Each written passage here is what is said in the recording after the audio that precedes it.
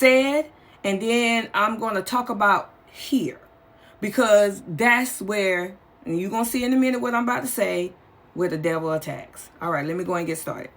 What is defeat? It is a state of mind of being defeated or defeating someone. Now, what can we do when we feel defeated in everything we do, you do, or the one thing that you think that you should be doing? What should we do? Okay, I'm going to tell you. Being defeated is a form of fear. And God has not built us to be fearful of the very thing that he desires us to be. And you can go to 2 Timothy 1:7, where it says, for God has not given us a spirit of fear, but power and love and a sound mind. Sound mind. Okay, remember that. And God wants us to push past defeat because he needs us to remain in our position, because what is happening in the world and what is going to happen in the world, you will not be any good with a defeated spirit.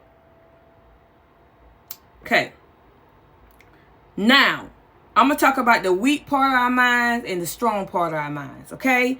A weak mind might be easily swayed by emotions, struggle with critical thinking, by prone to the negative self-talk, have difficulty concentrating, lack of resilience in the face of challenges. And while a strong mind is characterized by adaptability, emotional regulation, positive thinking, strong decision making abilities, the capacity to learn and grow, and the ability to bounce back from setbacks. So you see the difference? When you got a weak mind, you can't bounce back real quick. Not saying it's not sustainable. You can. But the strong mind, and I feel like the strong mind, when you with God, you can bounce back.